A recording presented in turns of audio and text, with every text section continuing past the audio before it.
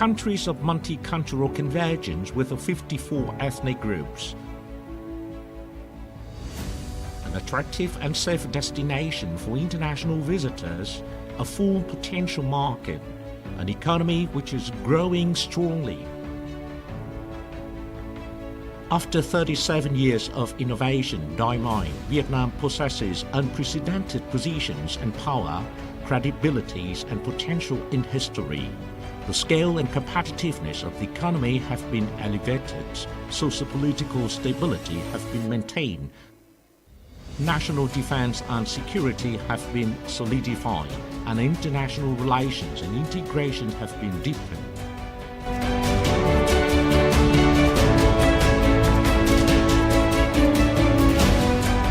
Vietnam has always consistently followed the foreign policies of independence, self-reliance, multilateralization, diversification, proactive and active international integration, making effort to actively contribute to consolidations of an environment of peace, stability and development cooperations in the regions as well as in the world. This consistent policies is reflected in all aspects of Vietnam's foreign affairs, including National Assembly's foreign affairs.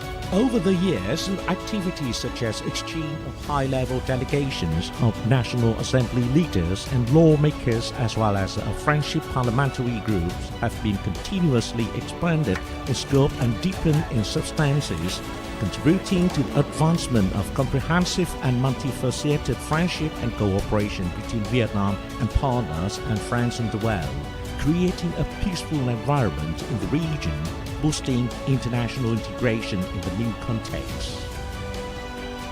Many international events and cooperation forums have been actively and effectively organized, resulting in numerous cooperation agreements signed between Vietnam and other countries.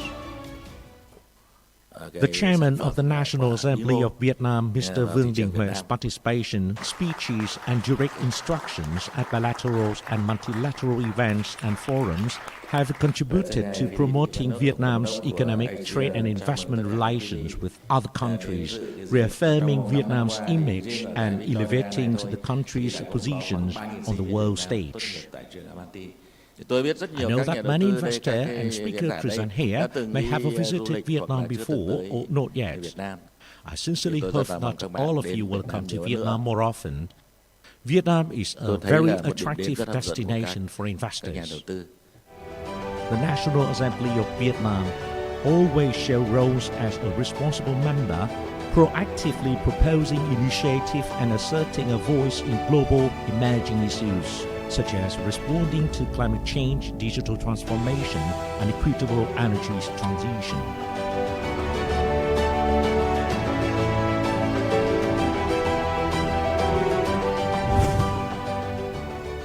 As a member of the Common House of ASEAN since 1995, Vietnam has always demonstrated its capacity as a leader and played the central roles with a significant contribution to the development of ASEAN, both as a member and when the country assumes different responsibilities of the association.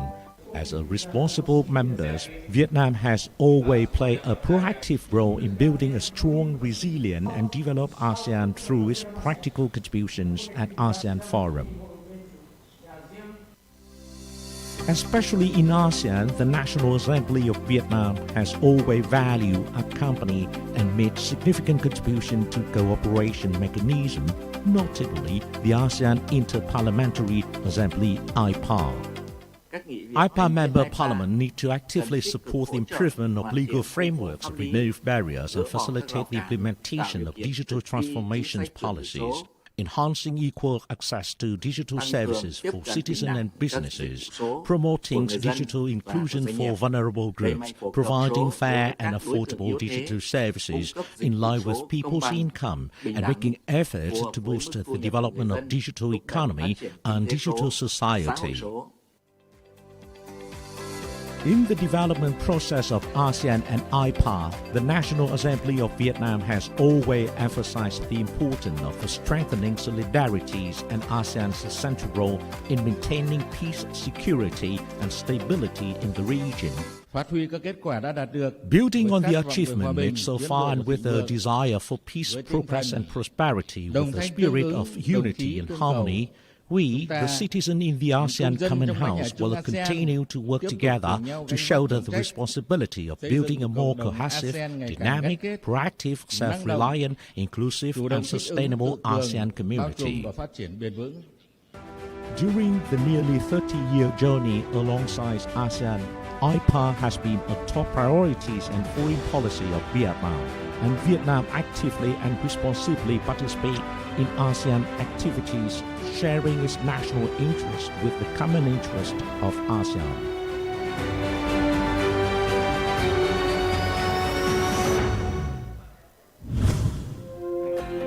Possessing shared natural and cultural similarities as well as historical connections and strategic interests, Indonesia became the first country in the Southeast Asia which Vietnam established a formal diplomatic relation on December 30, 1955.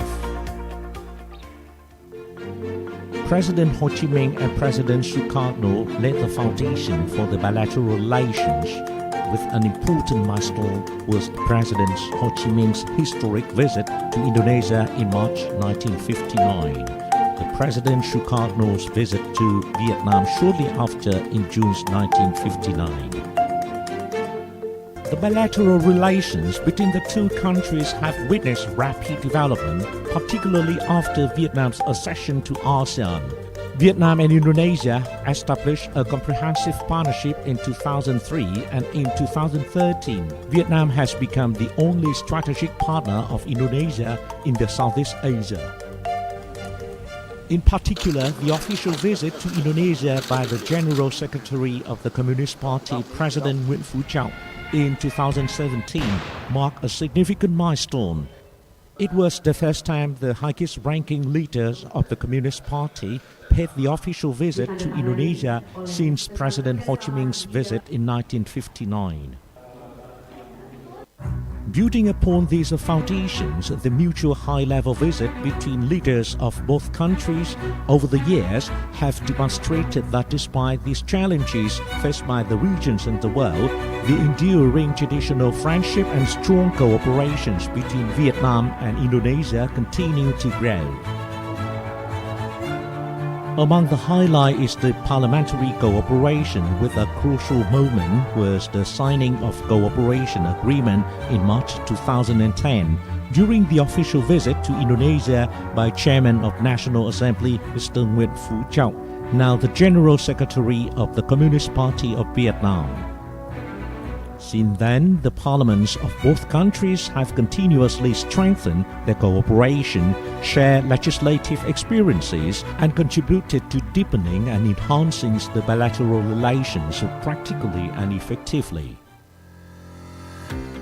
In recent years, despite the impacts of the COVID-19 pandemic, the legislative bodies of both countries have maintained contacts, especially at high-level interaction on the sidelines of multilateral parliamentary conferences.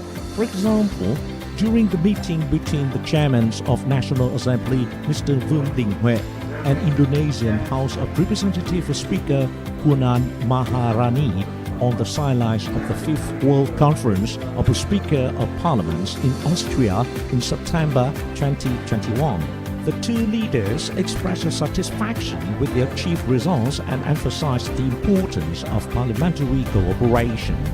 They also agreed to further enhance political trust and maintain high-level contacts, promoting inter-parliamentary exchanges and effectively implementing the agreement on cooperation between the National Assembly of Vietnam and the House of Representatives of Indonesia.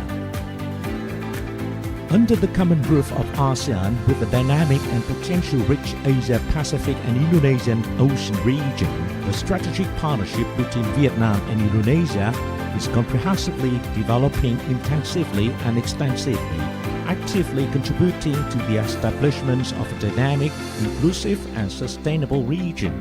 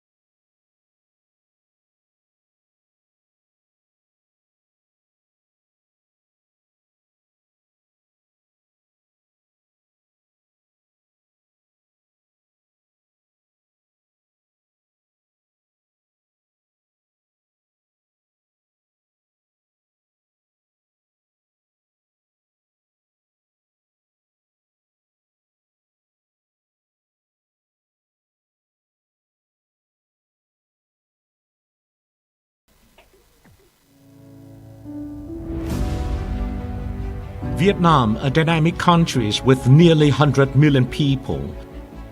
A country of multicultural convergence with 54 ethnic groups. An attractive and safe destination for international visitors, a full potential market, an economy which is growing strongly.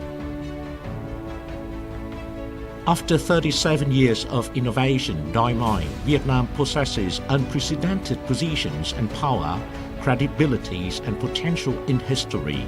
The scale and competitiveness of the economy have been elevated, socio-political stability have been maintained, national defense and security have been solidified, and international relations and integration have been deepened.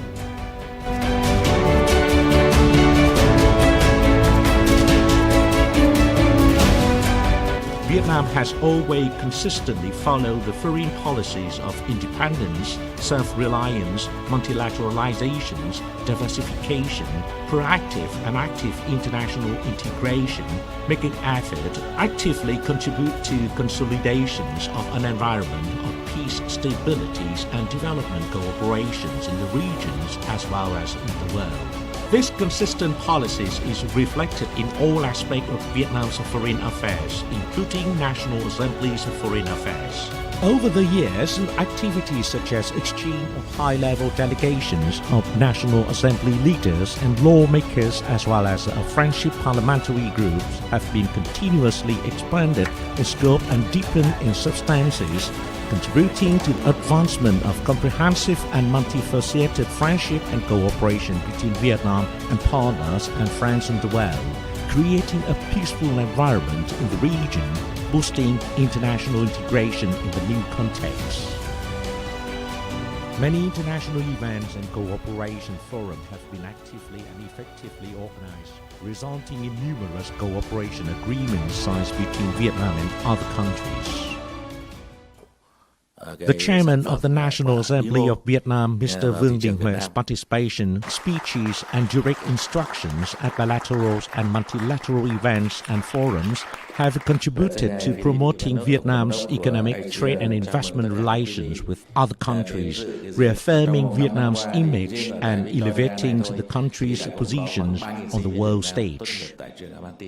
I know that many investors and speakers present here may have visited Vietnam before or not yet. I sincerely hope that all of you will come to Vietnam more often.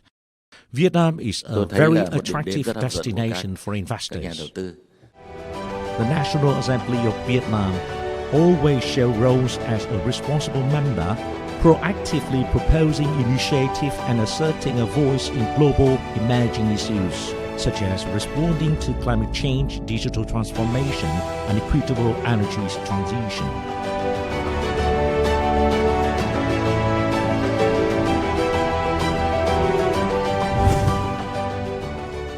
As a member of the Common House of ASEAN since 1995, Vietnam has always demonstrated its capacity as leaders and played the central roles with a significant contribution to the development of ASEAN, both as a member and when the countries assumed different responsibilities of the association.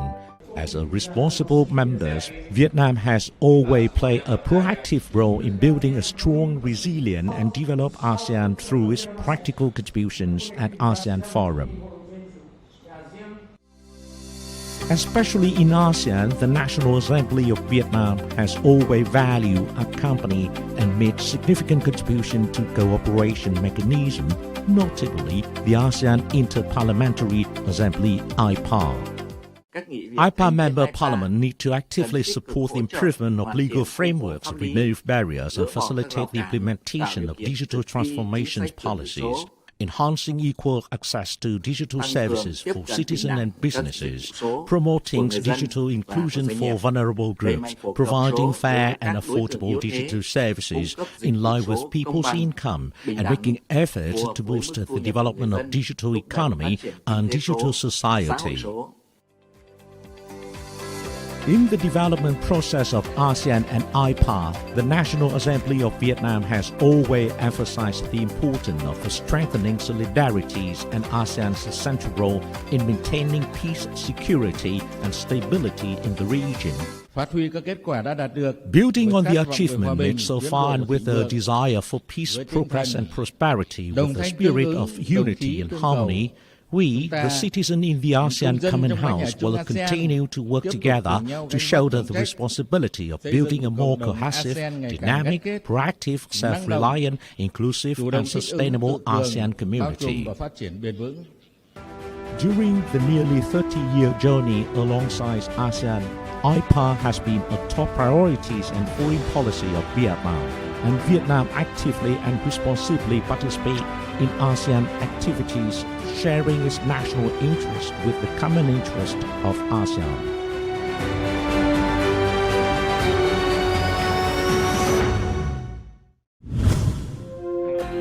Possessing shared natural and cultural similarities as well as historical connections and strategic interest, Indonesia became the first country in the Southeast Asia which Vietnam established a formal diplomatic relation on December 30, 1955.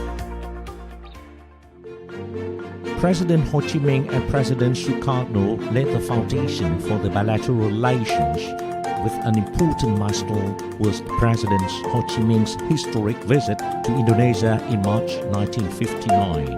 The President Sukarno's visit to Vietnam shortly after in June 1959. The bilateral relations between the two countries have witnessed rapid development, particularly after Vietnam's accession to ASEAN.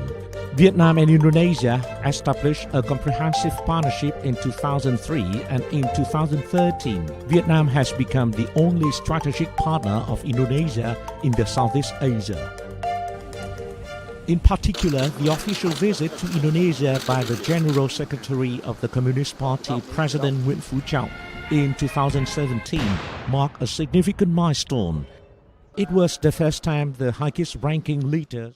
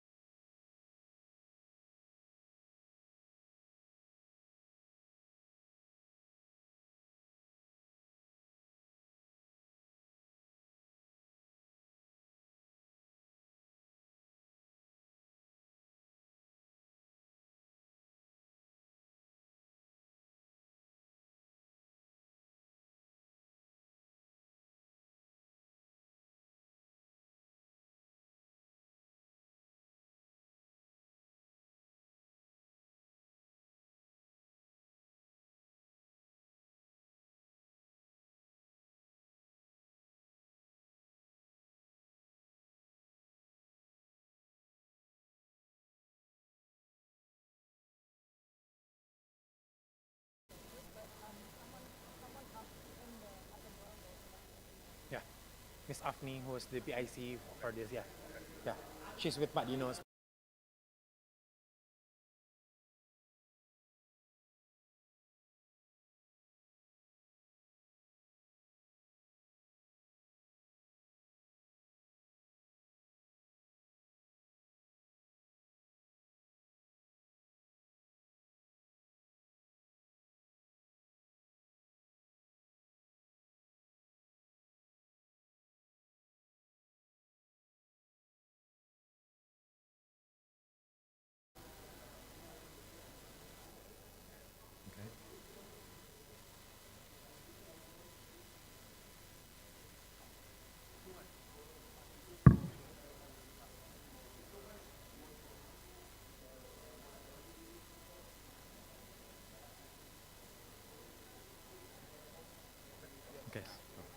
Ladies and gentlemen, we invite everyone to please stand up and welcome His Excellency, Mr. Vung Dinh Hue, President of the National Assembly of the Socialist Republic of Vietnam. We also welcome His Excellency Dr. Fadli Zon, Chairman of the Committee for Interparliamentary Cooperation, and Dr. Dino Patijalal, the Founder and Chairman of Foreign Policy Committee of Indonesia. We also welcome the distinguished members of the high-ranking delegation of the National Assembly of Vietnam and the representatives from the Indonesian DPR and the Ministry of Foreign Affairs. And last but not least, we would like to warm welcome to all researchers, fellows, students, and everyone who has attended today, both in person and joining us online.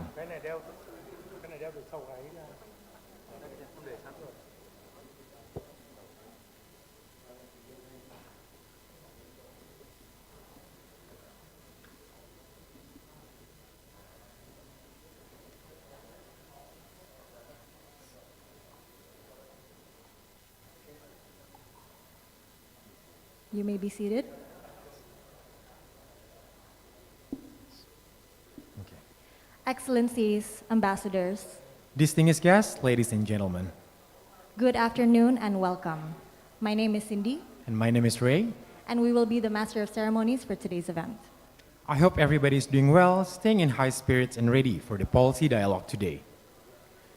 Ladies and gentlemen, the Embassy of Vietnam in Indonesia and Foreign Policy Community of Indonesia are pleased to co-host the policy dialogue with His Excellency Vung Dinh Hue, President of the National Assembly of the Socialist Republic of Vietnam. Today's theme for the policy dialogue is the Vietnam-Indonesia Steadfast Strategic Partnership, striving for a dynamic and inclusive Asia and Pacific regions of peace, cooperation, and development. Ladies and gentlemen, in 1955, Indonesia became the very first country in Southeast Asia to establish diplomatic ties with Vietnam, and in 2013, Vietnam became Southeast Asia's first country to develop a strategic partnership with Indonesia. Both countries have had unique relations over the past 6 decades and have continued to strengthen their partnership. The strong bond is also reflected in increasing trade and foreign direct investments and establishing other cooperations such as the declarations of a joint vision of defense cooperation, sister cities, and provinces. Indonesia and Vietnam are vital players in Southeast Asia. Both play significant roles in pioneering ASEAN centrality. Without further ado, to start our dialogue today, we invite the co-host of today's event, Founder and Chairman of Foreign Policy Community of Indonesia, Dr. Dino Patijalal.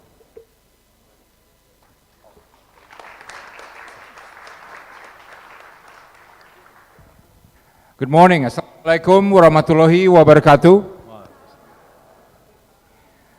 I want to thank the Embassy of Vietnam in Jakarta, especially Ambassador Tavan Tong, for the friendship and cooperation with FPCI, and especially in organizing today's event. And special welcome to President of National Assembly of Socialist Republic of Vietnam, President Vung Dinh Hue. The President has been here 4 times, so he's obviously a great friend of Indonesia. I'd like to also welcome my good friend Dr. Fadli Zon, Chair of the Committee for Interparliamentary Cooperation, BKSAP. Let's give him a big hand.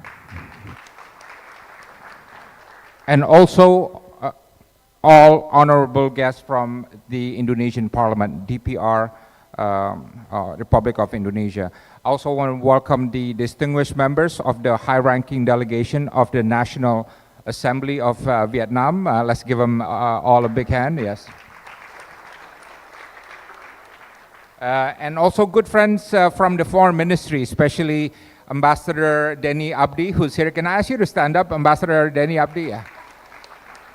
You know, it is a sign of how important Vietnam is that we send our best diplomats as ambassador to Vietnam. I used to work for Ambassador Denny. He was my boss, and I'm very happy that he's leading the way in Vietnam. Also want to welcome the Secretary of Director for Multilateral Cooperation, Yopi Iksan Wardana. Yeah, thank you, Pak Yopi. Yes, good. Maybe I'll just stand up a little bit so all of you in the back can see me. Look, you know, Indonesia relations with Vietnam is a very special relationship. Yeah, you know, I know we say this about every country, but that's the fact, because there's so much commonality between our countries. In Indonesia, what are we most proud of? Our revolution for independence, right? You ask anybody, right, at any age, any generation, we're very proud of our revolution for independence, because that defines us as a nation. You in Vietnam are also very proud of your revolution. That defines you as a great country, right? So we are both countries of revolutionaries, yeah? And what else? We are both very nationalistic people. You know, in Indonesia, nationalism is a good term. Yeah, I know in the West it's not a good term, right? But, you know, nationalism means we're proud to be Indonesian, and we love Indonesia, right? And I know Vietnam, even since my college days, I've always been known as nationalistic people, right? And I think that binds our countries together. And I remember when I was in college, when the Vietnam War ended, right? And you prove that Vietnam is a great warrior on the field, right? Military warrior. And my question at the time was this: okay, Vietnam proof is the most formidable warrior in the world. Can they transform to become economic warrior, right? At that time, to be honest, I was skeptical, right? Because around the world, if people are very good in military affairs, they're usually not very good in economic affairs, right? In many countries, that's been proven, right? But what is really outstanding about Vietnam is how you transform yourself from a country torn by war in the 70s to transform to where you are now through Doi Moi, through the reforms, to become a solid economic giant. Yeah. I asked my staff, Calvin, today to check what is the trade figure between Vietnam and the United States, right? And I was surprised myself, because Indonesia's trade with the US is 30 billion, right? And Vietnam's trade with the US is 138 billion, so 4 times more, right? And we were much ahead of the game than you, because you had all these you know, conflicts and wars in the 70s. I asked, what is your trade with China, right? Indonesia's trade with China is about 100 billion, just over 100 billion, right? Vietnam's trade with China is 250 billion, right? And you're smaller than Indonesia in terms of population numbers, right? So I think it says a lot about why China is really the economic giant, in my view, of Southeast Asia. And it says a lot about China's pragmatism, right, in its foreign policy. I say this because I was ambassador to the United States, and I know you had fought a war with the United States, but looked in 1 or 2 generations, the United States and Vietnam has developed a very close economic cooperation, including military to military cooperation, right? So it just reflects the Vietnamese mindset, you know, very progressive, very fast to adopt, yeah, and always looking for opportunities to expand your economic space and also strategic stability. And I think this is why, you know, I was in government before. I always believe that if you ask me, within Southeast Asia, within ASEAN, who would be Indonesia's most natural partners? I know your ambassador has talked about natural partners.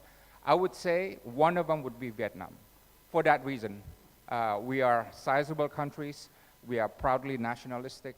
We want to be pillars of stability in the region. We want to be a country with economic dynamism. And both Vietnam and Indonesia are members of the Global South now, at a time when the Global South is rising in its importance in international affairs. And both Indonesia and Vietnam are important countries in ASEAN at a time when ASEAN now is facing formidable challenges in the changing regional and international landscape. So welcome, Mr. President. I look forward to our discussion, and to reiterate the point, Indonesia and Vietnam are natural partners. We have a special relationship, and there are a lot of opportunities that we can harness together if we work together ever closer. Thank you very much. I now have the pleasure to give the floor to Dr. Fadli Zon, please.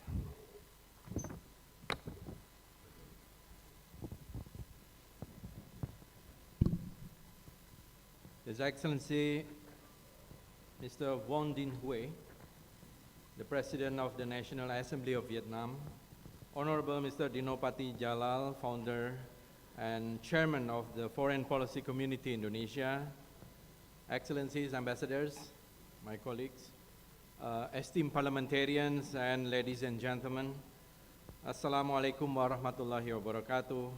Peace be upon us all. First of all, I would like to extend my highest appreciation for the Foreign Policy Community Indonesia for hosting this event. It is a great honor to be here, speaking in front of His Excellency President of the National Assembly of Vietnam and all the delegations. Under the topic of the Vietnam-Indonesia Steadfast Strategic Partnership, striving for a dynamic and inclusive Asia and Pacific region of peace, cooperation, and development, our meeting today is very timely. Indonesia put similar concern on peace and security issues during the ASEAN Summit and also upcoming IPA Assembly. Mr. Speaker, ladies and gentlemen, friendly relations between Indonesia and Vietnam have been established since before 1945, as Pak Dinopati Jalal also mentioned, and we also shared difficulties and were determined to lead out from centuries of colonialism. We also had supported each other to improve the welfare of our respective peoples in the time of independence back then to 1945. It occurred when our respective founding fathers, the President Sukarno and President Ho Chi Minh, painted a historic independence movement. Since it was established in December 1955, bilateral ties between Indonesia and Vietnam have been fostered and further deepened by our government leaders, parliament members, and people in both countries in multiple sectors. In 2013, the relationship between our countries entered a new level. Indonesia and Vietnam are becoming strategic partners. It means that many more opportunities for inter-country collaboration are wider. On this good opportunity, I would highly appreciate the agreement of Vietnam-Indonesia Exclusive Economic Zone Demarcation, EEZ, that has been finalized in December 2022 after 12 years of negotiation. It shows our mutual concerns and commitment to international maritime principles as stipulated in the 1982 UN Convention on the Law of the Sea. It also complements the 2003 Indonesia-Vietnam continent self-boundary. So now the two countries are finalizing the implementing arrangement as well as in the process of ratifying the agreement. The implementation is a huge progress and significance, not only for our bilateral cooperation, but also for regional security.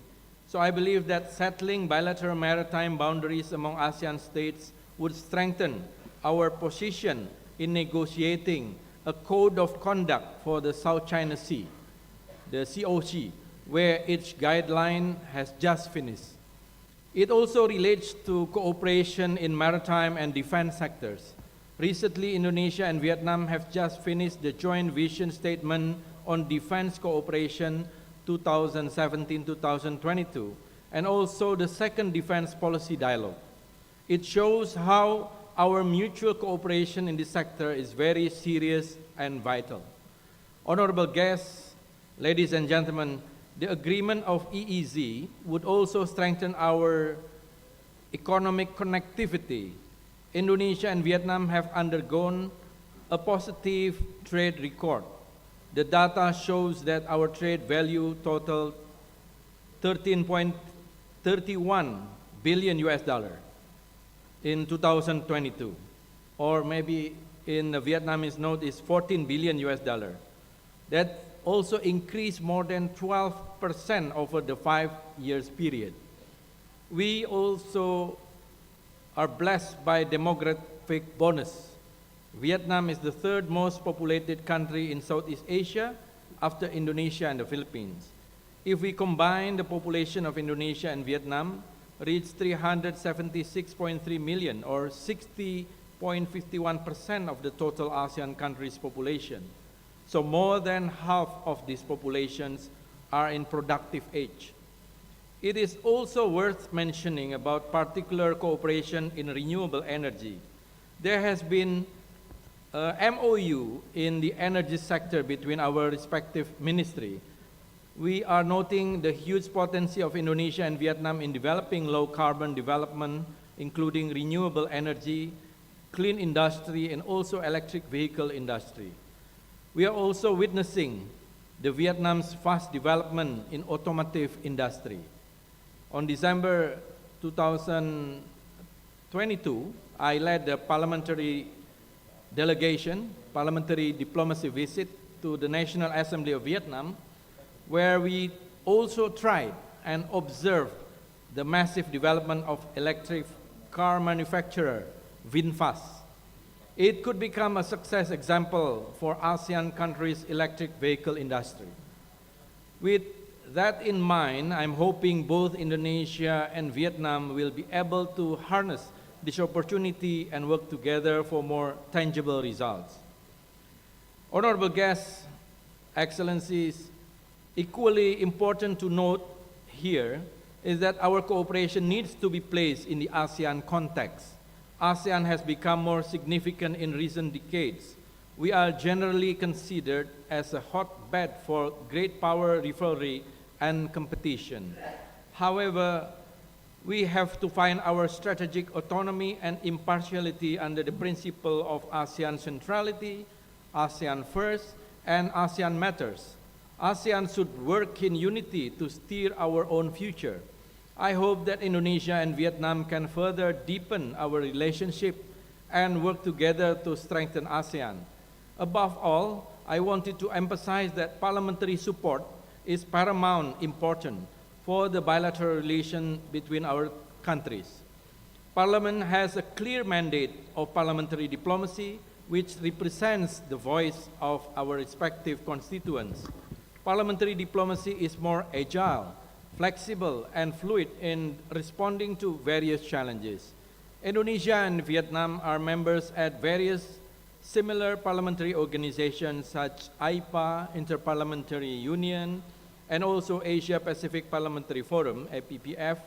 We shared similar concerns on many various issues. Bilaterally, the House of Representatives of the Republic of Indonesia also has formed a parliamentary friendship group of Indonesia-Vietnam, which can be activated further. This could become a platform to implement multi-track diplomacy, where parliamentarians take a more active role in strengthening government-led diplomacy.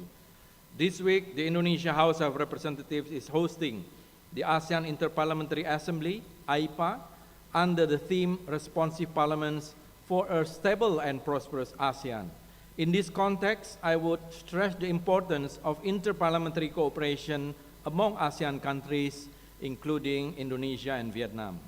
Excellency, President of National Assembly of Vietnam, ladies and gentlemen, I am optimistic that Indonesia and Vietnam can work together to strengthen ASEAN and IPA.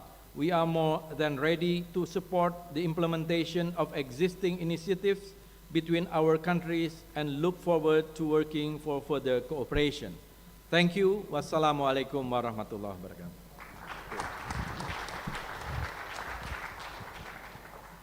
Thank you, Dr. Fadlizon, for that very comprehensive speech about Indonesia-Vietnam relations. I would now have pleasure to welcome His Excellency Vung Dinh Huê, President of National Assembly of Socialist Republic of Vietnam, to deliver his keynote address. Yeah.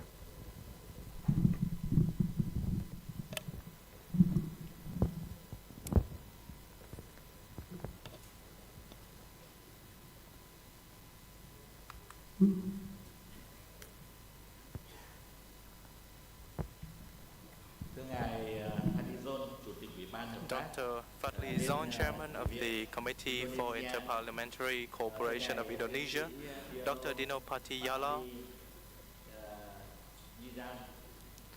Founder and Chairman of the Foreign Policy Committee of Indonesia FPCI, distinguished guests, dear friends.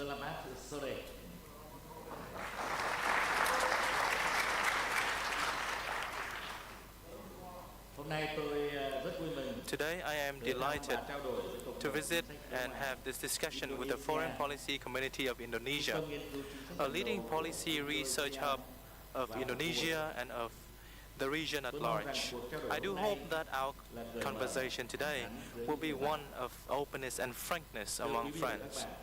Distinguished delegates, as I visit Indonesia, the beautiful country of 1,000 islands, we can see the robust development of a country with a dynamic economy, a strong history and tradition, an excellent resolve, and a tireless aspiration of the people. Indonesia takes pride in its tourist paradise of Bali, with the national park bearing the name of the unique Komodo dragon, and a great many world-famous temples and heritage sites such as the Borobudur Buddhist temple, the Prambanan Hindu temple, the site of the prehistoric man Tari Salman, and the rainforest of Sumatra. Indonesia is also well known for 38 unique traditional dances representing its 38 provinces. You also have in your hands a treasure of cultural values and a rich history and artistic quintessence of mankind. Indonesia is also a country home to many inspirational ideas transcending the region, in which independence, self-reliance, and non-alignment has long been Indonesia's foreign philosophy and shared by many others. Indonesia and Vietnam also share a deep cultural affinity. Since the 7th century, there have been exchanges and connections in trade, culture, linguistics, and anthropology between the ancient kingdoms in Vietnam and Indonesia. The Cham, the Jarai, Edam, Raglai, and Churu people of Vietnam could communicate effectively with Indonesia, for their language is of great similarity to the mother tongue of your country.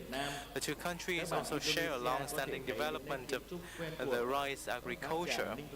You can also see similar architectural features of the Chang Towers of Ninh Thuận or Nha Trang, and the people of Vietnam also feels acquainted to the sophisticated sculptures of the temples in Java or Bali. Visitors may also feel much excited about the similarity between the Indonesian peacock and the Vietnamese cyclos. Indonesia is a close friend and a good neighbor who have long accompanied Vietnam in the past. Indonesia was the first country in Southeast Asia to establish diplomatic relations with Vietnam in 1955. President Ho Chi Minh and your two eminent leaders, President Sukarno and President Hatta, shared a similar view and visions of a world of peace and development. President Sukarno was the first ASEAN head of state to visit Vietnam in 1975. When Vietnam was suffering from isolation and embargoes in the 1980s, Indonesia was a leading country in ASEAN to seek peaceful solutions for peace and cooperation. The similarity in culture, in the founding ideology of our two nations, the geographical proximity, and the close historical connections, as well as our common aspirations for peace, are the natural bond between our two countries, bearing time-tested values. The sincere and heartfelt connections has also been constantly cultivated by generations of leaders and peoples of both countries. True to the words of President Ho Chi Minh in his discussion with President Sukarno during his visit to Vietnam in 1959, we're true brothers and we're true friends. Distinguished delegates, I'd like to share with you some of my thoughts on the backdrop in the Asia-Pacific and Indo-Pacific at large. With regard to the Indo-Asia Pacific, that is vast and rich in potentials and has long been one of the glorious cradles of mankind's civilization. The region has been enjoying robust growth, becoming a new hub of economic, political, and technology of the world. Profound changes over the past 2 decades affirm that in the 21st century, the security and prosperity of the Indo-Asia Pacific bears ever greater importance and even decisive importance for the security and prosperity of all countries and of the world as a whole. This region is home to nearly half of the population of the top 20 economies in the world, accounting for a third-fifth of the global population, 60% of the global GDP, 46% of global trade, and 50% of global maritime transportation. We can find it fortunate that the Indo-Asia Pacific is one of the few countries that did not have to witness any major large-scale conflicts since the Cold War.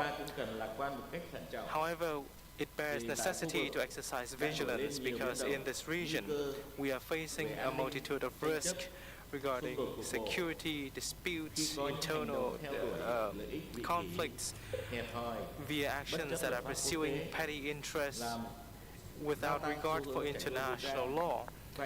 Such issues are intensifying armed conflicts around hotspots. While peace, cooperation, and development remains prevailing trends, however, major powers are locked in intensifying divergence and strategic competition, expanding to such areas as trade, investment, technology, and supply chains, among others.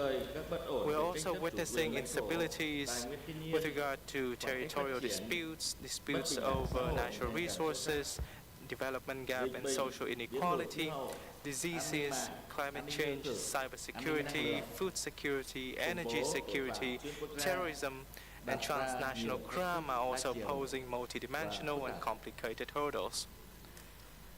To maintain a sky of peace, an environment of serenity and prosperity for late future generations, I do believe that all countries need to work closely in creating an inclusive, sustainable regional architecture for cooperation with connectivity in terms of politics, security, economic, trade, cultures, social affairs, and people-to-people exchange.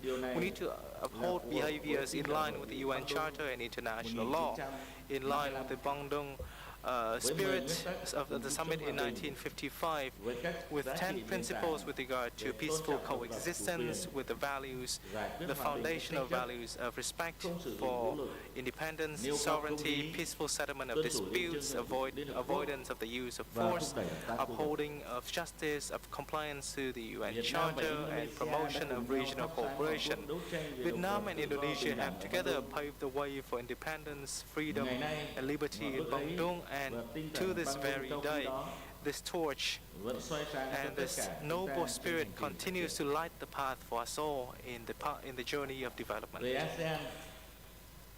With regard to ASEAN, ASEAN is located at the heart of the region with a population of over 600 million, the 5th largest economy in the world with a GDP of over $3 $3.3 trillion US dollars. ASEAN also holds great importance in regional cooperation arrangements. After 6 decades of establishment and development, ASEAN has never enjoyed a better stature than it does today.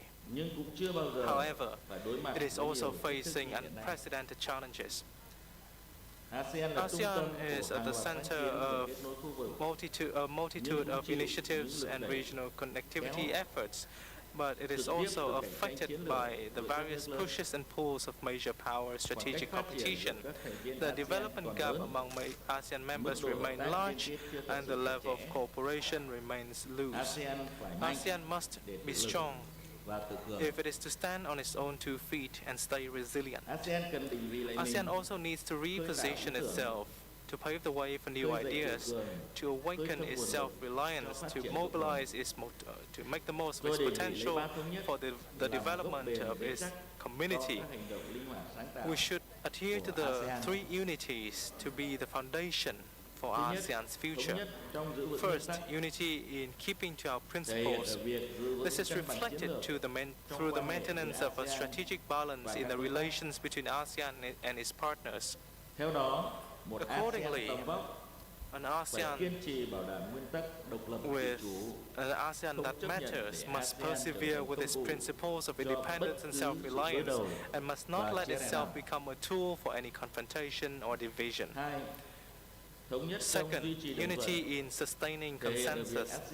This means sustaining ASEAN's consensus in critical security and development issues in the region.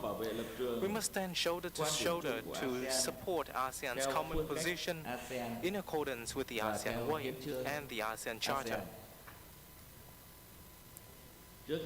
Amidst complicated developments that may risk further tensions as of late in the South China Sea, we must stand united and patiently advance dialogue to address disputes via peaceful means, ensure security, safety, freedom of navigation and overflight, fully observe the DOC, and negotiate an effective and substantive COC in line with international law, including the 1982 UNCLOS. ASEAN must also remain united in its goal of supporting Myanmar in implementing the 5-point consensus. Vietnam supports Indonesia's role as the ASEAN chair for this year and the role of the special envoy of the ASEAN chair to guide ASEAN's efforts towards this objective. Third, unity in community building. This is also showcased in placing the people at the heart of our endeavors. As the actor, the goal, and the driver of the community building process, we must strive to advance institutional, infrastructural, and human connectivity, to tap into the potential for development and support each other in engaging deeper in the regional and global supply chains. Cooperation between Vietnam and Indonesia within ASEAN.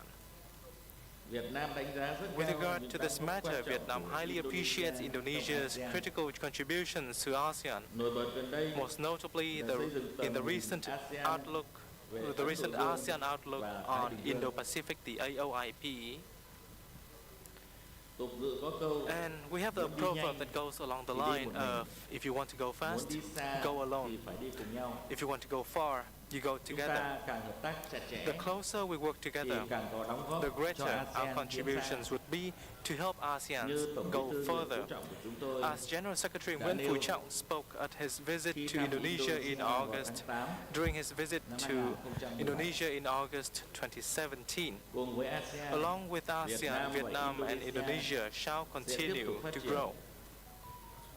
Along with Indonesia and Vietnam, ASEAN will continue to grow greater and stronger so as to contribute true to its potential to peace, stability, cooperation and development in the region and the world. On behalf of the National Assembly and people of Vietnam, I'd like to congratulate Indonesia on its very successful year as the 2023 ASEAN Chair, with many effective initiatives bearing your country's hallmark in building the ASEAN community and bolstering ASEAN's solidarity and unity. Distinguished guests, Trong một thế dear giới đầy friends, biến động, in a world of uncertainties, có một điều bất biến there với remains Việt a Nam consistent factor for là tinh Vietnam. thần hòa bình, It is the spirit hiếu, of peace, hữu nghị of amity, trong and đường of lối chính sách friendship đối ngoại của Việt in Nam. its foreign policy.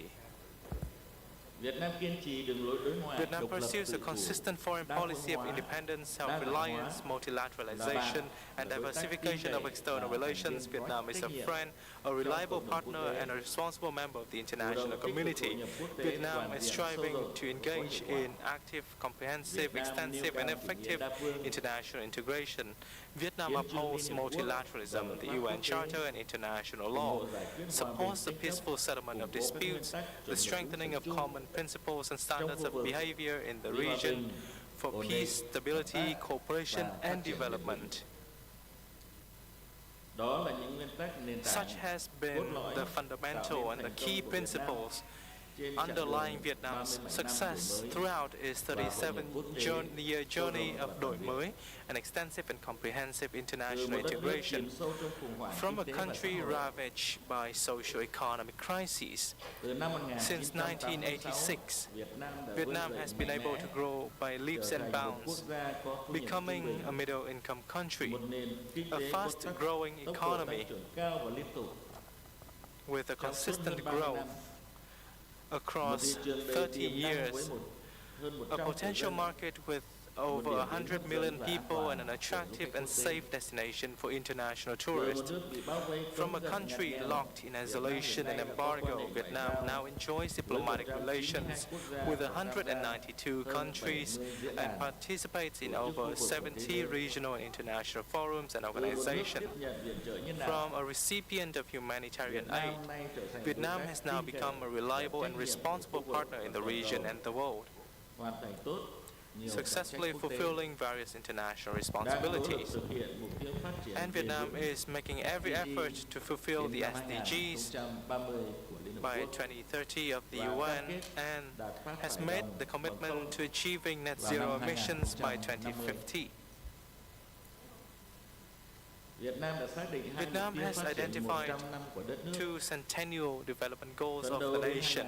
By 2030, 2030, kỷ niệm 100 the năm centenary ngày thành lập Đảng of the Cộng sản founding Việt of the Nam. Communist Party of Vietnam, Việt Nam là nước đang Vietnam phát will triển become a developing có công nghiệp country hiện đại with a modern industrial trung bình base and cao. a upper middle và income. đến năm And by 2045, 2045, the centenary of the foundation of the nation, Việt Nam trở thành Vietnam nước will phát triển become a thu developed nhập cao. high-income country.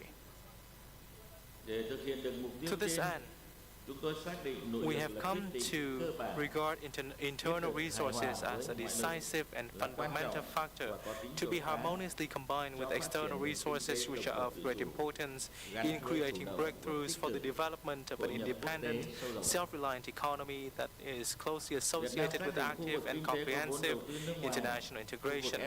Vietnam also identifies the FDI sector as an important component of its economy.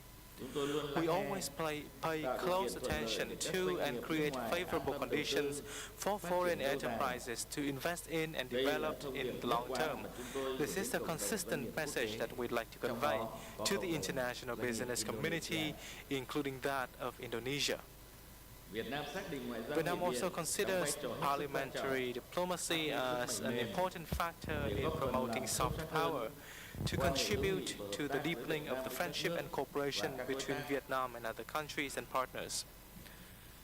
trong khuôn khổ các tổ chức Under đa phương such liên nghị viện như IPA, Interparliamentary multilateral organizations such as IPA, IPPF, IPU, and the Parliamentary Assembly of the La Francophonie, Vietnam has always actively participated in and proposed numerous initiatives on gender equality, narrowing the development gap, promoting digital transformation, responding to climate change and diseases, and addressing the energy and water security issues. Most notably within ASEAN, the National Assembly of Vietnam always attaches importance to such cooperation arrangements and has made meaningful contributions to these arrangements, particularly at the IPA General Assembly. Chúng tôi hiểu rằng các nghị viện có vai trò We hết are sức fully quan trọng aware of the importance of parliaments, particularly via their legislative and supreme oversight functions and their capability to facilitate and facilitate the allocation of resources and establish connections with the people. They can thus work with and support governments in establishing mechanisms and policies to foster socio-economic development for the interest of the people. This September, Vietnam will co-host the 9th Global Conference of Young Parliamentarians with the IPU under the theme, The Role of the Youth in Accelerating the Fulfillment of SDGs through Innovation and Digital Transformation. We hope that IPA member parliaments and their partners will actively support this event and participate in this very important event. Distinguished delegates, the Vietnam-Indonesia strategic partnership is thriving in breadth and in depth, thereby making meaningful contributions to the dynamic, inclusive, and sustainable regional architecture. Vietnam and Indonesia have long stood shoulder to shoulder in the past and are now working closely in fulfilling the aspiration to become developed countries by 2045 during the centenary of each country's foundation. Both Vietnam and Indonesia have the necessary conditions and potential to coordinate positions and seek cooperation in regional and international issues.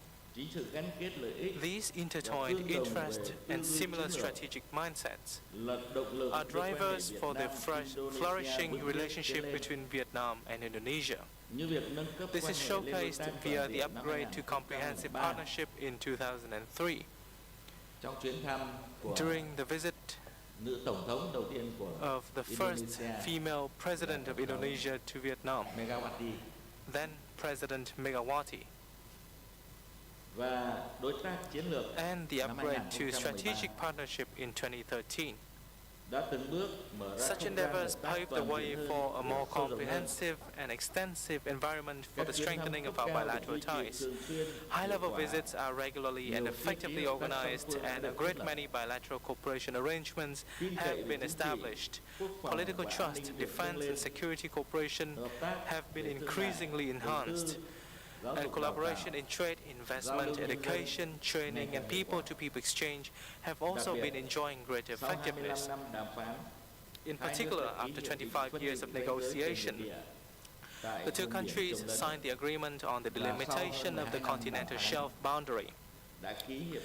And after 12 years of negotiations, the two countries signed the agreement on the delimitation of the two countries' EEZs.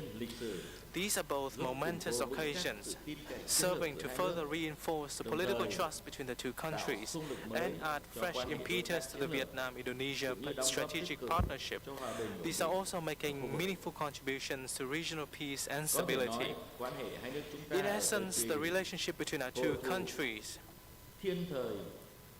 is blessed by the heaven, the land, and the people themselves, allowing Vietnam and Indonesia to work closely in reaping greater successes.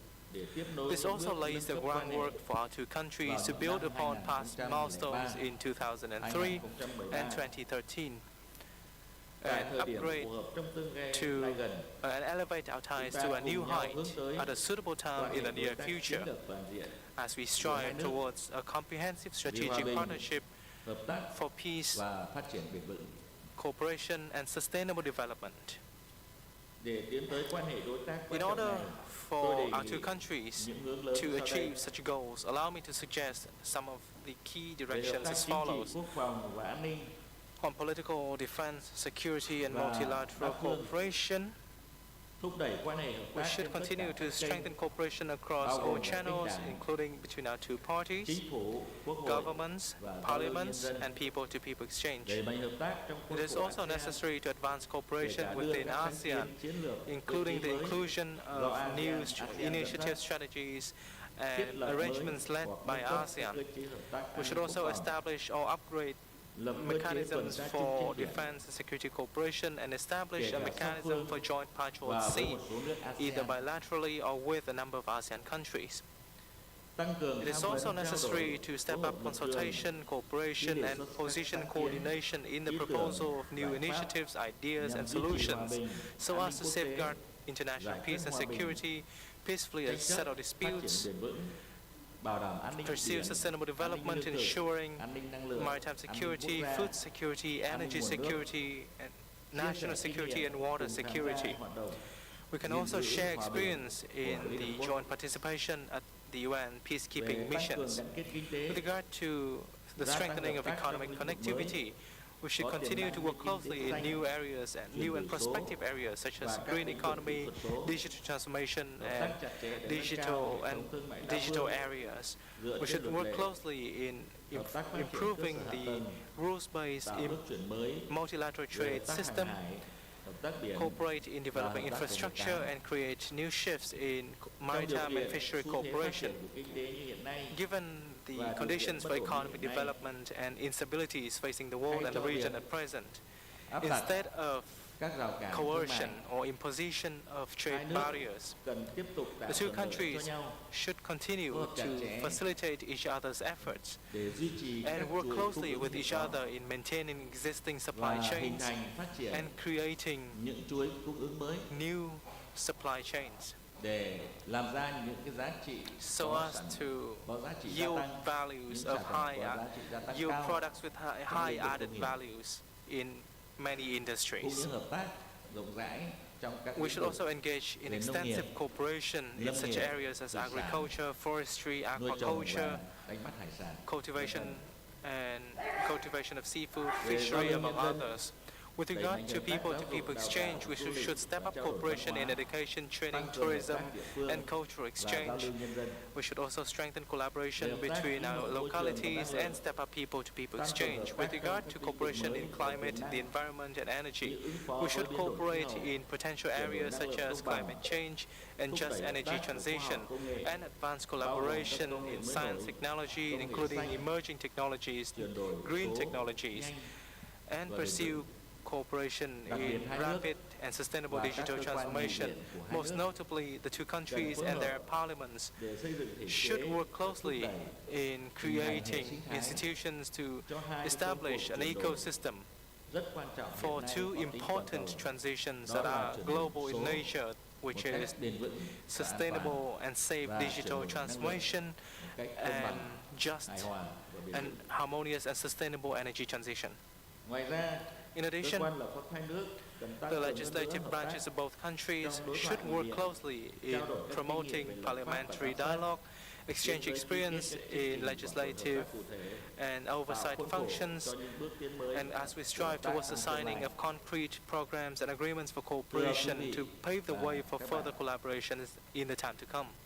Distinguished đúng như ý delegates, kiến dear của friends, ngài chủ tịch Ủy true ban to the hợp discuss tác liên nghị viện, by the chairman of the và ngài Interparliamentary Cooperation người sáng lập, đồng thời là chủ Committee tịch and the của founder and cộng chairman đồng of the chính FPCI. sách ASEAN đã nói Việt Nam và Vietnam and Indonesia Indonesia là những đối tác are gắn kết natural tự nhiên. partners.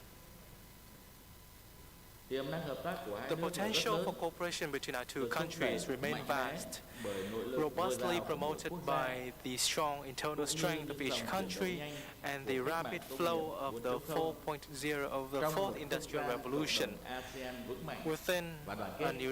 a united and Chúng ta strong chưa thể hình ASEAN dung thế community. giới vào năm Perhaps we cannot 2045, say what the world will look like thời khắc by mà hai nước cùng kỷ 2045 niệm 100 năm lập quốc. when our two countries are both celebrating the Nhưng centenary có of một our, điều the chúng ta birth có of our thể chắc nation. chắn rằng But one thing we can say for Cả certain, Indonesia that và Việt Indonesia Nam and Vietnam có đầy đủ has ý the chí, will, khát vọng the aspiration, và quyết tâm and hợp the tác resolve để cùng nhau hiện to thực hóa khát vọng cooperate, to together trở thành realize quốc gia the phát triển giàu aspirations mạnh. to become prosperous, developed Thay cho lời countries. kết, Last tôi muốn but not mượn hình least, ảnh loài I'd chim like thiên đường Vinson của Indonesia, to borrow the image of the được mệnh danh là Wilson loài chim thiên bird đường of đẹp nhất thế Indonesia, giới, long considered to be và the chim lạc most của Việt Nam beautiful birds là loài species in the chim world, trong truyền thuyết của người Việt cổ, and an được ancient tìm thấy bird trên species trống of đồng Đông Sơn.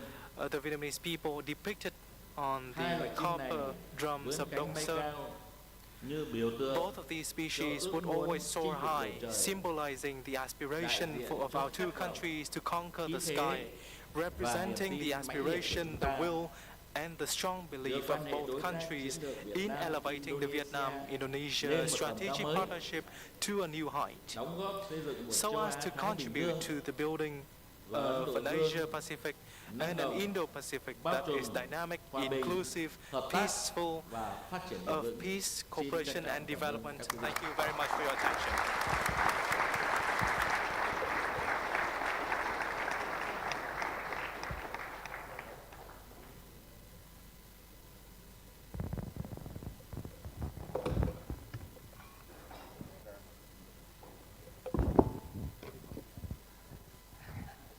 Thank you very much, President Hue, for that comprehensive speech where you explained about Vietnam's national development, economic development, Vietnam's worldview, foreign policy, Indonesia-Vietnam relations, and strategic partnerships, and also developments in ASEAN. So we are now going into the question and answer period. But I do want to mention one thing. Look, President Hue and Dr. Fadli Zon mentioned about the signing of the EEZ by Indonesia and Vietnam, which was done this year, Is that right? Last year, at the end of last year, December last year. Look, I think it's important for us to understand it's incredibly difficult to get an agreement on boundary, including on EEZ. So you have to understand it, right? Boundary agreements for Indonesia is always very difficult. For Vietnam's always very difficult. You know how long it took for the EEZ negotiations? 12 years, right? 12 years. But what? We settled it, right? We settled it, right? Which means what? Indonesia and Vietnam had dispute, had differences on the EEZ, and they resolved it, and that reflects maturity of the relationship, and I think this is an example of the spirit of the Bandung, the 10 principles of Dasar Sila. When you have differences, you resolve it peacefully through dialogue and consultations. And my ambassador told me that the next step now, after there's no more boundaries disputes or differences between Indonesia and Vietnam, is joint production of fisheries industries, right? So now that's the next challenge, right? But I need to make that point that it is very difficult to do this, and it is a sign of maturity of the relationship that we were able to resolve it. So let's give a big hand for Indonesia and Vietnam for that. I want to ask some questions to the President and Dr. Fadli Zon. And from your comments, from your speeches, it seems that what is special about our relationship is that first, there is no baggage, there's no historical baggage in our relationship. And secondly, there's a lot of policy alignments between the two countries, on fisheries, on renewables, on trade, and so on and so on. And now we are 10 years into the strategic partnership. I would love to get your assessment of what is the reflection so far of 68 years of bilateral relations and 10 years of strategic partnership. First, I'll begin with President Hue, and then Dr. Fadli Zon.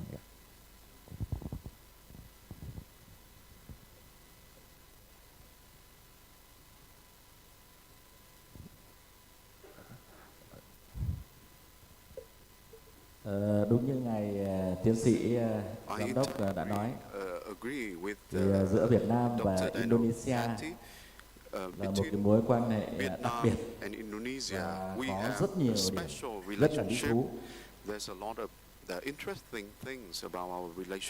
Cũng trong mùa thu tháng 8 năm 1945, thì cả hai nước của chúng ta đều giành được tự do và độc lập. Và nhân dịp này, And I would take this opportunity to extend to all delegates today and the country of Indonesia my warmest congratulations on the occasion of the 78th anniversary of the Independence Day of Indonesia, together with brothers of Vietnam. Your National Day is on 17 August. Our National Day of Vietnam is the 2nd September. And on 2nd September, our President Ho Chi Minh proclaimed the national independence statement, giving the birth to the Socialist Republic of Vietnam now. That was the history, and in the future, it's not a coincidence that the two countries set a common vision by 2045 for the centennial anniversary of our two countries. We will be the developed countries alike. And what are the basis for our visions like that? Because we all love the countries. We have a high sense of nationalism. We are patriotic, very patriotic, and we enjoy a thriving strategic partnership among the ASEAN countries. And with the support and advocacy from international community, we will surely achieve the big goals that we set for the year 2045. The second feature, very special about Vietnam-Indonesia relationship, is that we have a time-honored relationship that was deeply rooted in the history founded by President Sukarno and President Ho Chi Minh of Vietnam. And the relationship has been nurtured through generations of leaders and peoples of the two countries. I myself very surprised that back to 1959, that what was the vehicles, means of transportation for our two leaders, because President Ho Chi Minh made 2 visits to Indonesia in 1959. That was a great friendship and relationships between not just the two leaders, but also the two peoples.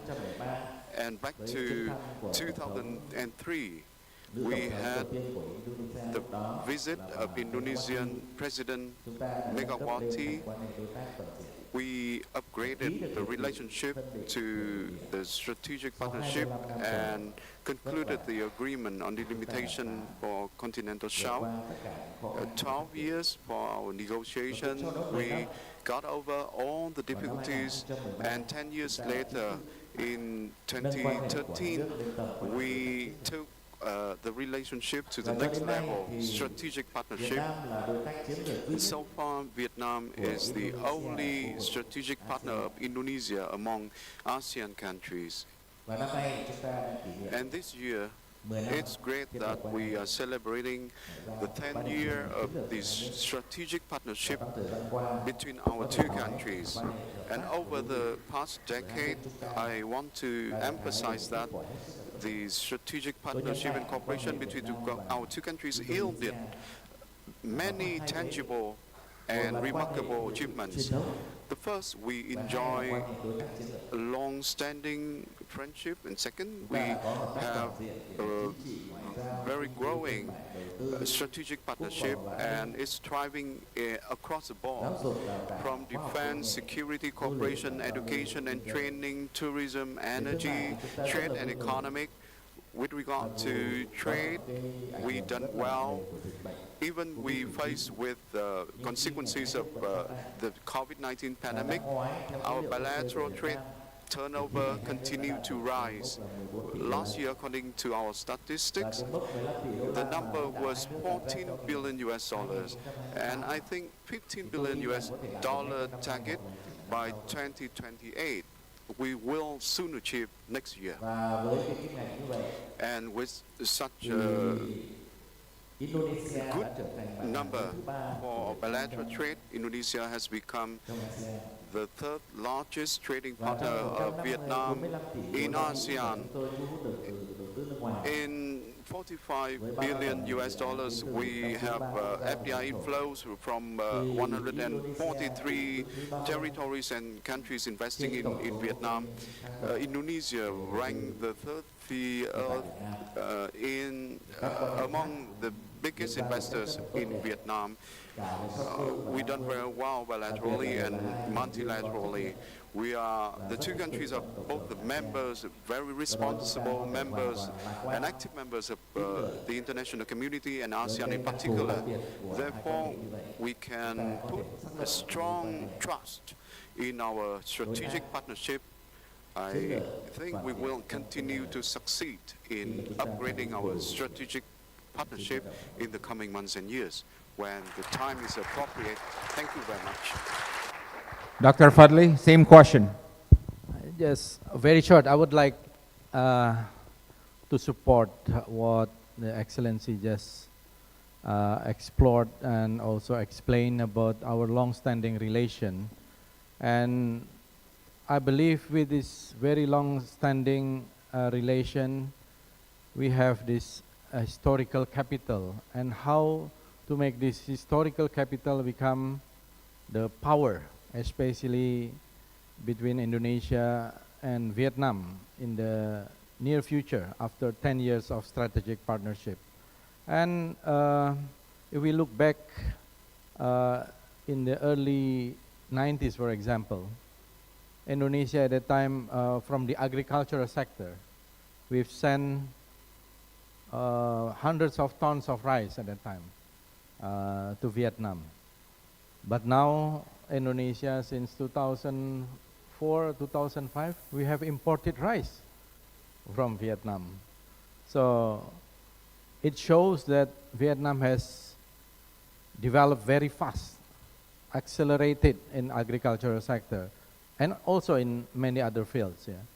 And also this shows that the possibility to make our relation become stronger in many fields become, can be realized, yeah, in many ways. So from the perspective of parliamentary diplomacy, I believe this strategic partnership also will be the milestone to move ahead, to move forward, to make the parliamentary relation as the bridge of the people exchange, people-to-people exchange, and people-to-people connections.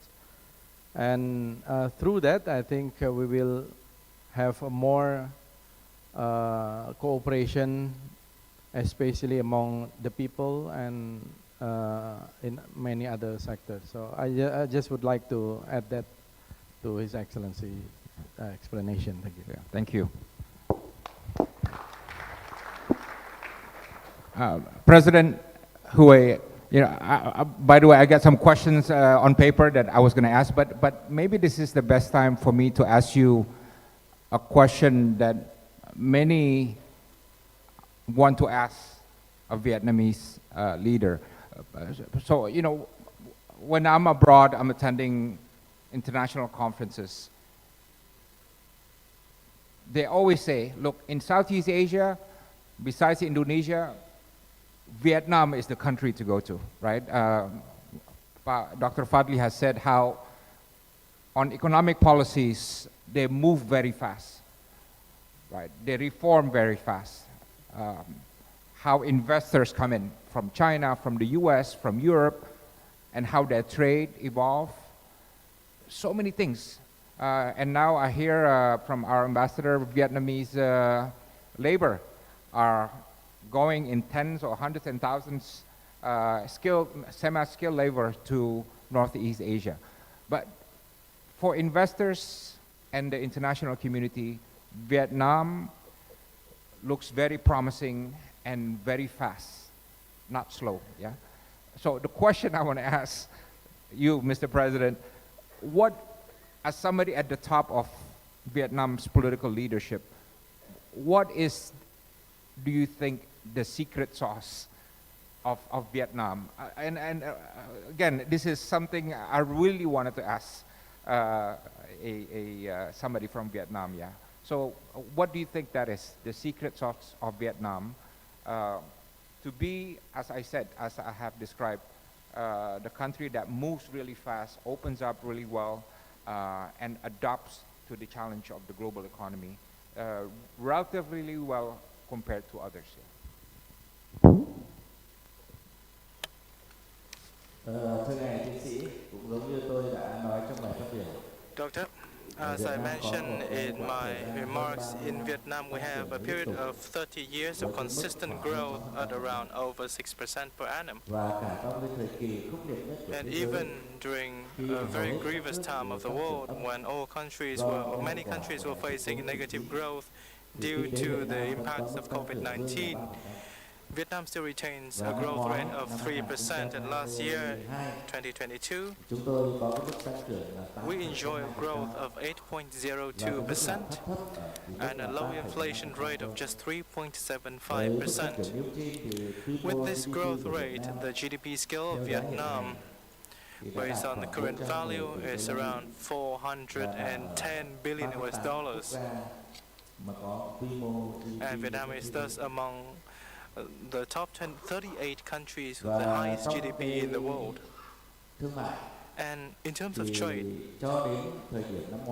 as of last year, the trade turnover of Vietnam reached 735 billion US dollars with a consistent growth rate of around 10% recently, despite hardships facing various areas around the world.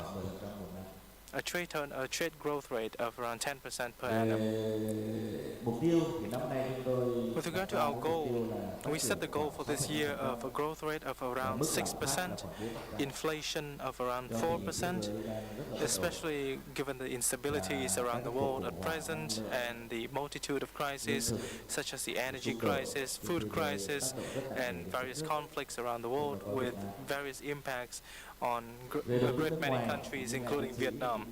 With regard to FDI, as you've mentioned, Doctor, that we have been able to attract over 37,000 foreign investment projects from around 143 countries and territories, with a total registered capital of around 450 billion US dollars.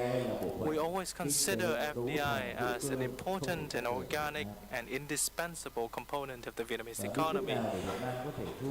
And if we were to say what is Vietnam's secret business and investment environment, improve our laws and policies so as to improve national competitiveness and create the most favorable environment for businesses, including foreign enterprises, FDI enterprises. And recently, Vietnam has been making a strategic shift in its ODA policies. We are shifting the focus from attracting FDI at all costs to one of cooperation in terms of FDI, a change in our FDI, I apologize. We shift from attracting FDI at all costs to attracting FDI in a more selective manner, using projects with advanced technology, green projects that are environmentally friendly, involving good governance, and we stand ready to connect with, and we welcome foreign enterprises that stand ready to connect with domestic businesses to create new value chains for both foreign and domestic enterprises.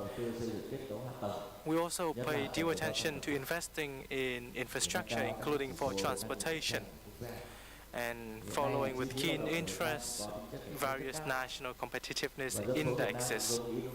The population of Vietnam and Indonesia are also very similar. We're enjoying a golden demography.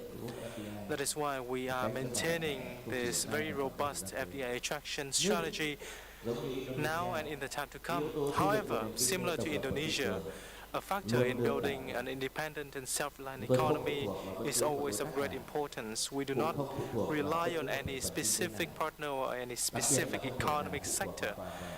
And we can't solely rely on FDI, be it in terms of investment or production or revenues, among others. These are some of the Vietnam's experience in attracting FDI. Thank you very much for your attention.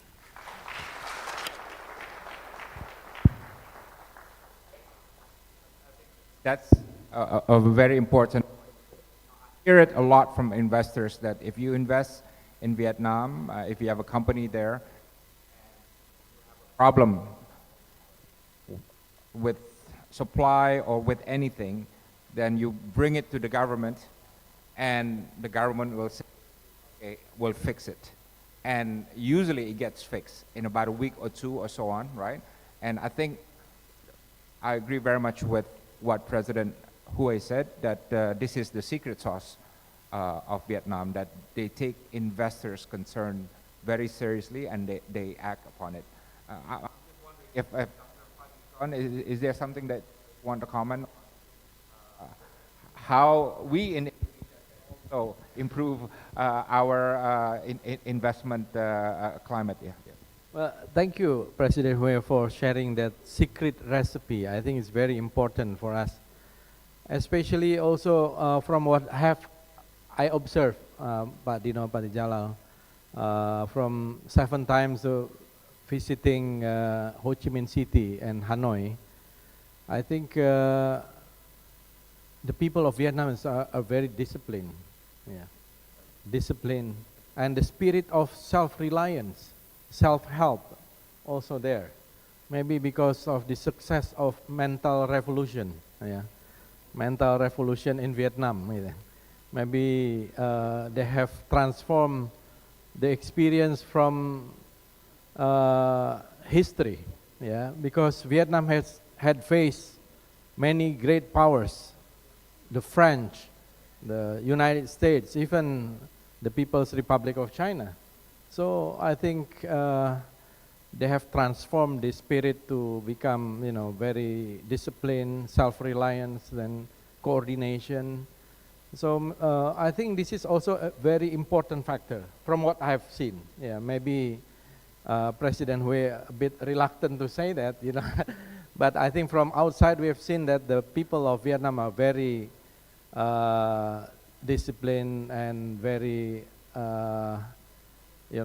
optimistic about the future.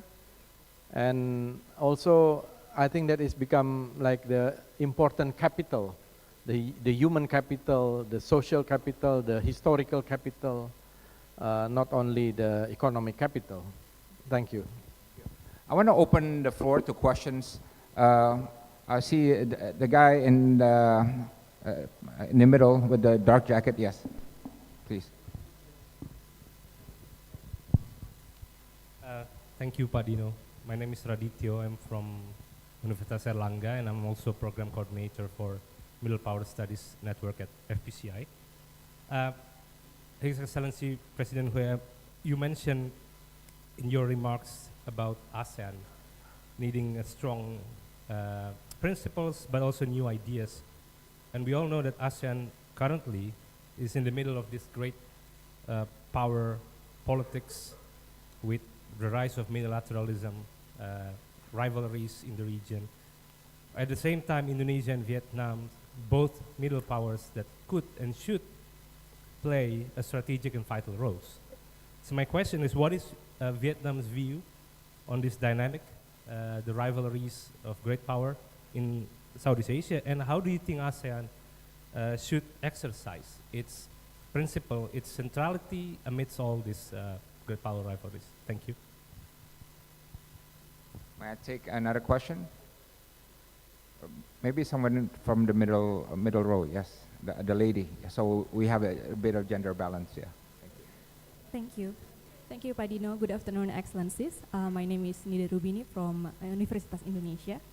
I have one question related to President Hue mentioned about people-to-people link, people-to-people exchange between Indonesia and Vietnam, and of course among ASEAN members. When we talk about ASEAN, people-centered community is one of our very core objectives. And however, it seems that in the grassroots, the sense of belonging to ASEAN, the understanding about ASEAN is still very low. So I want to know your opinion about that. What can we do better about how to grassrooting ASEAN among people? Thank you. Thank you. Mr. President, please.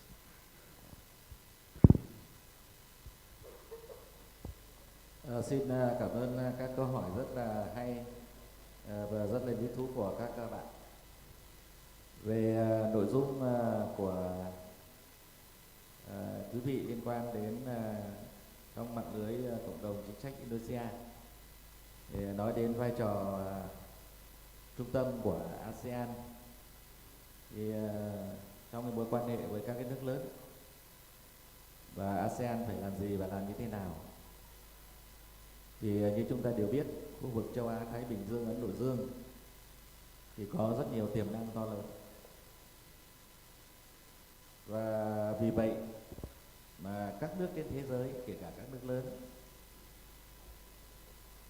đặt khu vực của chúng ta, tôi nói là even the major powers in ASEAN, cái khu vực của chúng ta, if we put our vào region cái ưu tiên trong chính sách, in the priorities, in the policy priorities of major powers outside the region, it's easy to understand. Suppose that when in our family, for example, we have a pretty girl, pretty daughter, that we will have the attention from the boys and from the men as well, and therefore that's gia tăng cái hiện diện can dự trong khu vực cũng có thể gây ra những cái cọ sát và những cái cạnh tranh về mặt chiến lược,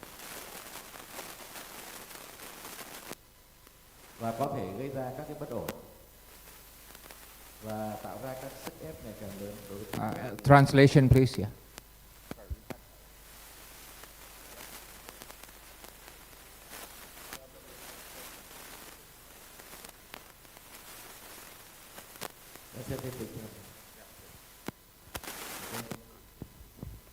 Tôi có cần phải nói lại từ đầu không? Do I need to repeat again? Yeah, xin mời ngài có thể nói lại một chút ạ. Tôi xin lại nói lại từ đầu. I just want to Như chúng ta đều biết về khu vực as you may know that châu Á Thái Bình Dương, Ấn Độ Dương, the Indo-Pacific rất nhiều tiềm region năng như vậy, rất nhiều nội lực như vậy, rất hấp dẫn như vậy. great potentials and opportunities for cooperation, Đặt cái khu vực của chúng ta and vào therefore the external major countries put their attention to our region and give high priorities to the partnership with our region. It's easy to understand. Take for example, we have a beautiful daughter in our family, like Miss Universe, for example. And many men and boys will pay due attention to the pretty girls in our family. And of course, the external engagement in our region will result in the frictions and strategic rivalries, and that may lead to uncertainties and pressure, high pressure among our countries. For example, we will have the high pressure from developed countries, the big or small countries like Vietnam. We have the same situation. Therefore, it's important how much they pay attention to us, but among ASEAN countries, we must be stronger. We need a vision that guarantee the self-resilience, independence of ASEAN. That is the way that we keep the centrality of ASEAN, and each and every member of ASEAN country must be strong, and the ASEAN community must be strong too. And even the relationships among countries, among ASEAN parliaments must be strong. We need to enhance this consensus and the sense of unity and solidarity in the region. That is the way that we keep and uphold the ASEAN centrality in an evolving architecture. And second, in order to strengthen the ASEAN's centrality. We need the support, and we need the enhanced cooperation from sincerity from the external partners. It's very critical and essential. Recently, we've seen the activeness from the external partners to engage in the cooperation with ASEAN, and they want to upgrade the relationship with ASEAN members. And we have realized these matters. And even among the ASEAN parliaments, we have the observation status for the interparliamentary diplomacy. And it is now in Indonesia, when Indonesia is the chair, the president of ASEAN, we have at least 3 countries applying for status of observing members in IPA. And I think that internally we have strong foundation from strong cooperation, and externally we have the support, we have the partnership from external partners in line with the UN Charter, in line with the ASEAN Charter on the principle consensus. I'm sure that we will get over any difficulties and hardships to build successfully the ASEAN community by the year 2025 and afterwards. Regarding the second question, on the people-centered community of ASEAN and the sense of belonging to ASEAN and understanding of ASEAN. And I don't think, I think that in Vietnam, for example, and from the perspective of Indonesia, we share common things. We all see the people as the motivation at grassroots level. The people are the paramount and ultimate power. For example, the great poet of Vietnam, Nguyễn Trãi, once said that the people can do everything and they have the ultimate power. The first one is if we want to have a powerful, wealthy country, we must have powerful and wealthy people first. That is the ultimate goal that Vietnam moving forward.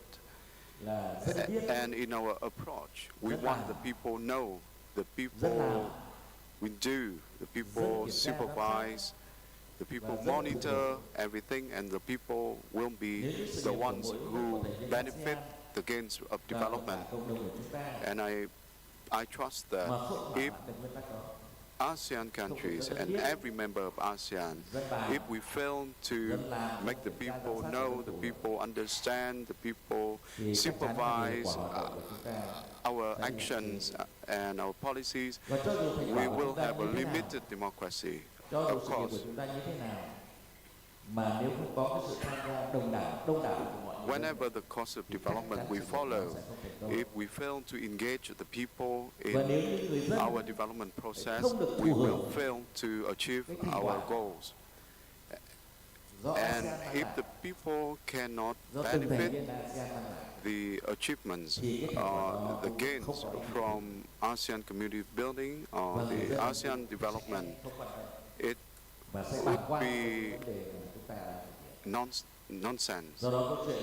It doesn't make sense. Therefore, it's very important to engage our people at the core of our policies. That's my simple approach and my simple thinking. Because I'm not a philosopher, and I want to share with you very simple things like that. Thank you for your question. I know we're running out of time, but I would love to get the comment from Dr. Fadli Zon, because you're both, oh, you're okay? Yes, all right. So let's give a big round of applause to both speakers, President Hue and Dr. Fadli Zon. And by the way, I just asked a matter of comment, President Hui, this is a Saturday, and usually when we have events on Saturday, you get an empty room, right? Right, Dr. Fadli, right? But it's a Saturday, but you see it's a full room, yeah? And I think that, yes. that tells you about the energy and enthusiasm of the people towards Vietnam, and I really feel the friendship between the two countries. And before I give the microphone to the MC, I really want to re-emphasize the point that within Southeast Asia, I think one of the strongest pillars for a strong ASEAN is a very solid Indonesia-Vietnam bilateral relations, right? I've always believed that, yeah. Like I said, we don't have any historical baggage, and secondly, a lot of our policies are aligned. So that is a great platform to elevate our relationship. And with that, I want to thank the President. I hope you come back here. We had a debate, by the way, before we came in here. We had a debate, me and President Hui, on who has the better football team. Obviously, the President says Vietnam, and I say it's Indonesia, and let's settle it on the football court, right? I know the record is mixed, right? But secondly, I hope you come back here again. And I had the good chance of visiting Da Nang a few months ago, and I love the experience. It's really a beautiful city, just like Bali, yeah? And I hope you get to visit Bali. And next, Labuan Bajo is also a great destination, yeah? Thank you once again. Thank you, Dr. Fadlizon, and I'll give back the floor to the MC. Yeah.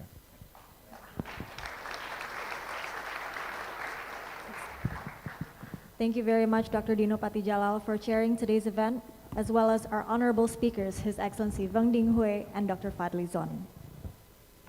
Your Excellency, FPC High has prepared a token of appreciation for your visit with us today.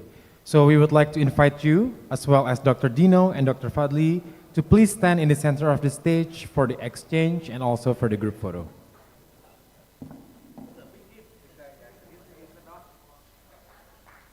Everybody, please give a big round of applause.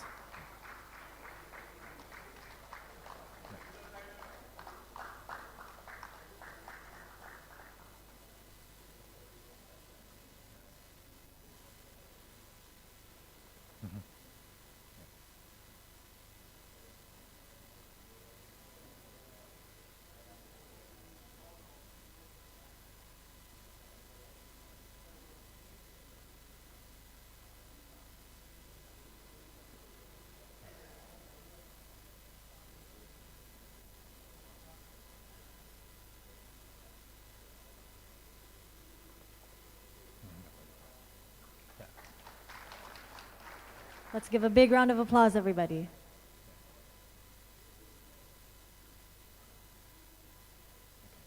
All right.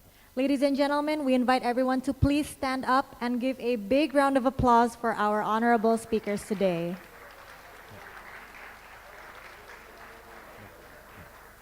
And with that, we have come to the end of the policy dialogue on the Vietnam-Indonesia Steadfast Strategic Partnership, striving for a dynamic and inclusive Asia and Pacific region of peace, cooperation, and development. Thank you to all participants who have joined us and for participating today. Please do not bring the interpretation device and leave it on the table. Thank you. Once again, we ask you to please leave your interpretation device on the table. On behalf of the organizing committee, we thank you and we hope to see you again at our next events. Thank you and goodbye.